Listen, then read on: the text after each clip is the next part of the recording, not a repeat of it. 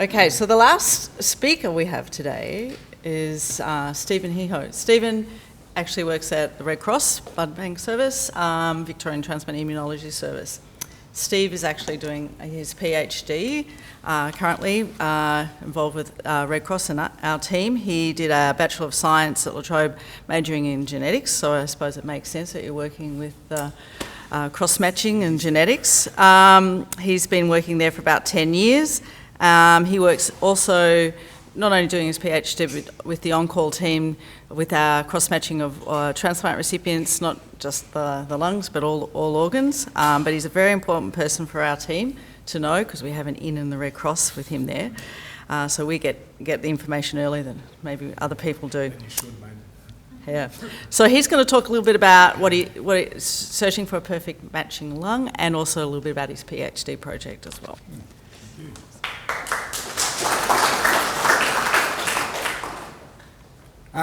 Thank you very much for having me here. So yes, I do work at Vetus, which is part of the Red Cross. Just a little bit about what Vetus does, which probably gives you an overall feel of what I'll be speaking about.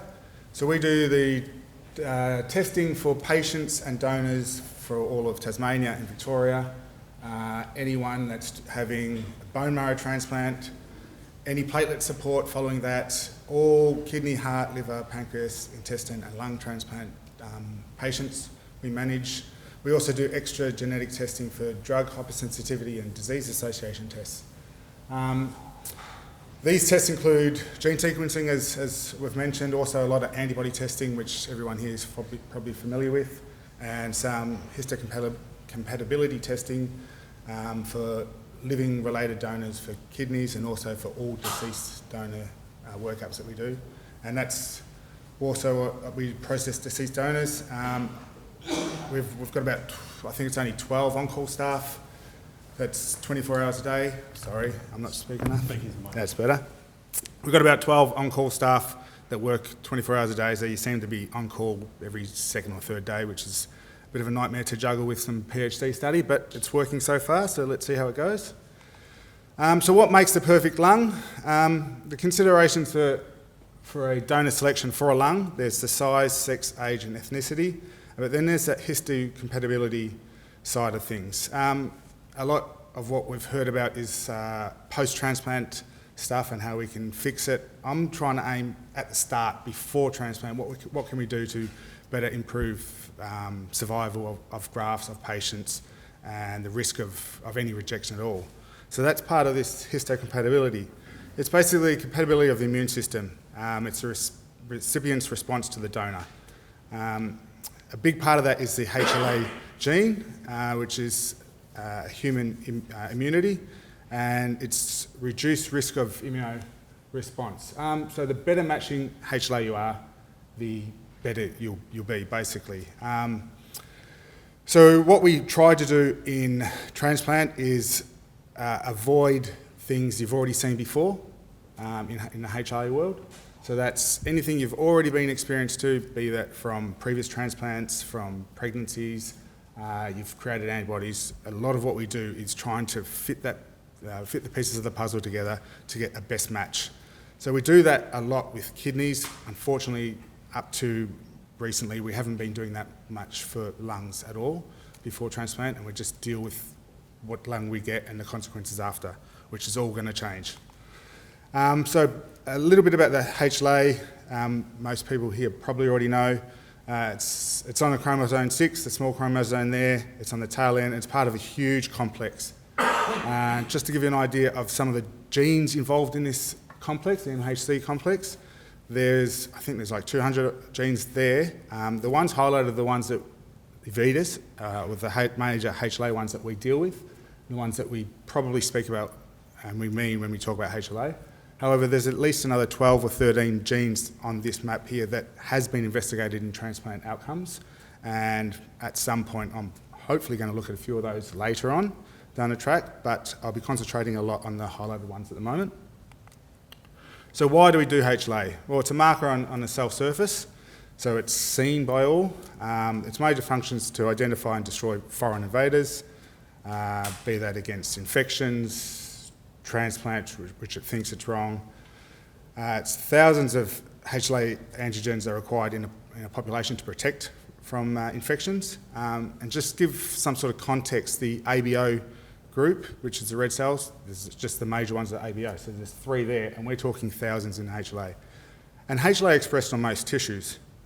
So this is something that's, I think only a year or so old. Someone's published about the HLA expression in a variety of organs in the human body. So the lungs are right down the bottom. They are highly expressing HLA. And here are some other ones that we do other transplants with. They're up the lighter end, less expression. And if you think about the ones we do already match for, kidney and bone marrow, they're right around where the lung in expression level. So obviously HLA means a lot in the lung. There's a lot of it there, and for some time now it hasn't even been considered. But the HLA involvement, so it's the response recognises HLA that's not their own, so the non-self. So if something's floating around that isn't your own, your body will recognise the HLA on it and elicit a response. If it's not your own, we call it HLA mismatching. So HLA mismatching can be cellular immune response in T cells, or it can be a human response, which leads to long-term protection, which is the antibody response. This is what we deal with post-transplant.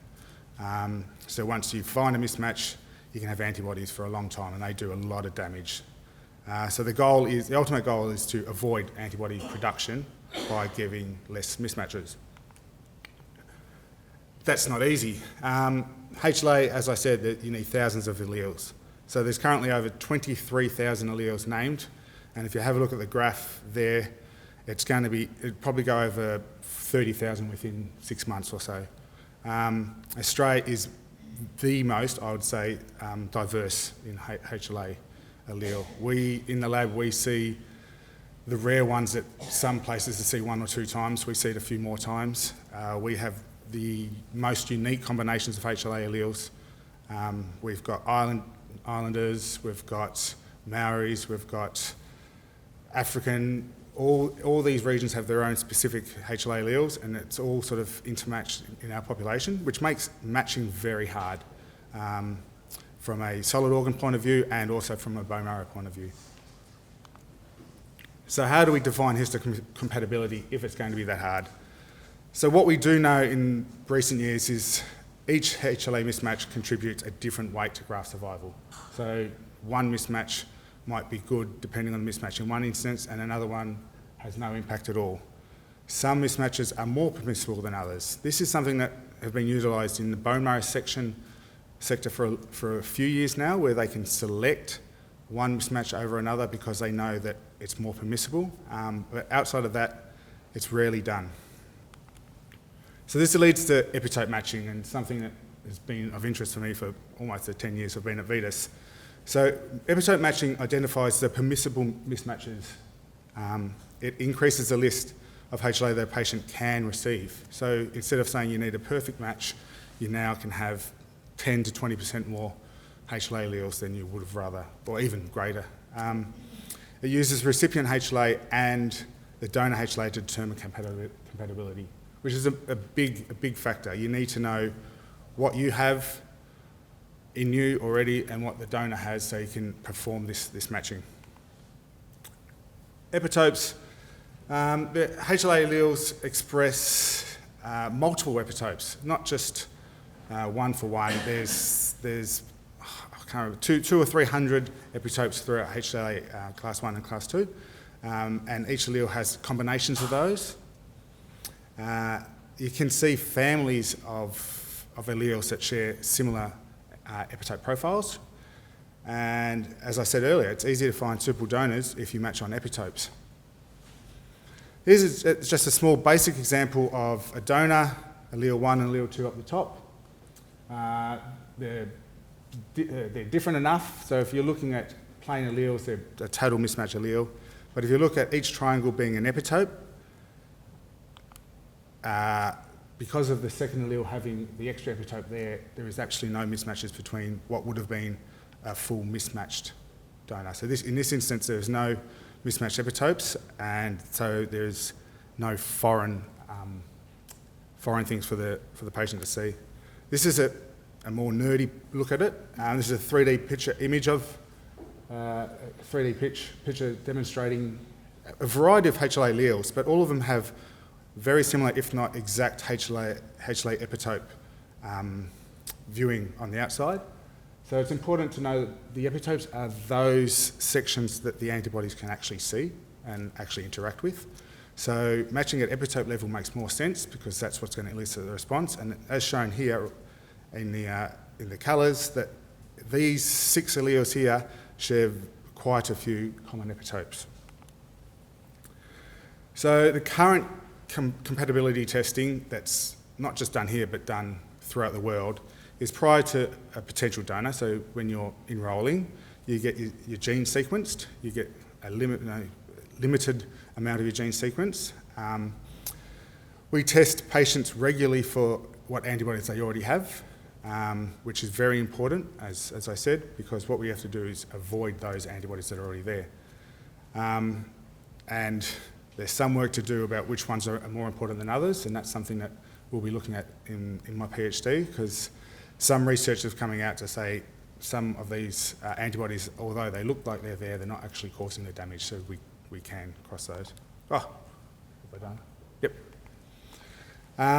So when the donor does become available, what we do in the lab is we sequence the donor for their genes. We do basically the same type of testing that we do for the patients. That way we can have a comparison between the two. We look at the donor type and the antibody profile from the patient, and we determine if it's going to be a theoretical match, if it's good, and then after that we also perform an in vitro compatibility test under a microscope. Red, well, it's orangey here, but red is bad, green is good, green for go. So it means that in the well, it's sort of representing what would happen in the body. We're mixing the patient sera with the donor cells, and we can tell you if it's going to be good or bad. So it's currently how things are done, and it's a very important step in working out what we can do and can cross. So HLA mismatches the main instigator in immune responses against a transplant. As I said, high HLA expression in the lungs, which is a good starting point to do this compatibility. The use of epitopes allows us to increase this donor pool. It allows us to reduce the risk of rejection because we're better matching patient and donors. And it also reduces the risk of development antibodies. In the kidney setting, paediatric kidneys often need 2 or 3 transplants throughout their life. We have started using epitope matching at the first point now, so when they're coming back on the list, they've got less antibodies, and it has been shown, and it's quite a good program we've got running there. And the HLA antibodies, as I said, pre-existing, so the recipient are already primed to the attack, so we're avoiding that, and the post-transplant DSA, which is a donor-specific antibody, it thinks it's getting attacked, and it mounts an even further response even quicker. So that leads me to what the PhD has been doing. So I'm part-time PhD, but that's not often the case. I'm actually working in the lab. I'm doing most of my testing as well. So it's a good little leeway. I can just nick off into the lab, do a few tests. Everyone's happy. We've established a well-characterised cohort. As Greg alluded to, it's probably one of the best cohorts in the world at the moment. It's got the highest level of antibody testing, and we've next-gen sequenced the whole lot of them, donors and patients, so that hasn't been published anywhere else before. So we've got that at our doorstep. We've got a complete outcome data and extended length of follow-up. So we've got, I think it's 13 or 12-year follow-up from the first one, so we've got a good length of time for follow-up, which hasn't been shown in any other cohort. So this is the cohort we can use, or I will use, to sort of investigate what we can do and retrospectively look at everything. So we're using epitope algorithms. We've already seen that there's some key epitopes that cause more damage. So there's some riskier epitopes. seen that these ones should be avoided in most instances. And we've also seen the number of epitopes that you mismatch to. The greater the amount of epitope mismatch, your greater risk of rejection. We haven't quite numbed down the exact number yet. I think it's a bit more work to work out the exact number of the epitope matching, but there's a big zone that you need to avoid. And currently we're just retesting, I'm retesting the transplant samples with the newest technology available. There's some new technology in the lab that I'm retrospectively going back and testing what was done on the night with the transplant, what was done with the patients beforehand and afterwards, and getting a picture of what was actually there that we didn't know about and how we can use that to determine moving forward. So what's next for it? So the aim is to develop a pre-transplant risk assessment tool, something we can just plug in a few numbers, a few results, and it will give an overall risk assessment score. That's probably the goal. That's what Duncan, Greg alluded to, has gone away and is sort of helping with that at the moment, which is good. There's about 4 or 5 epitope programs out there. No one in the transplant community has settled on one or the other. There's a bit of argy-bargy with those. But we're in the perfect situation right now where we can use all of them and find out which works best. We've got everything at our disposal to work with, and that's the goal. Anything that we do here, or in the next at least 12 months, will be nationally implemented because of my standing at the blood service, the role in organ match as well. A lot of what we are finding out and what we are doing now will, within 12 months, be implemented as a program, hopefully as a national sharing program to better get match donors and open the donor pool for those that are harder to find lungs for. But there's a bit of work to be done for that one. And then further down the track, we'll, with this cohort, investigate any other immunological genes which may be associated with outcomes. There's obviously HLA alone doesn't explain everything. There's a lot more going on, and we will hopefully find out which ones. And thank you.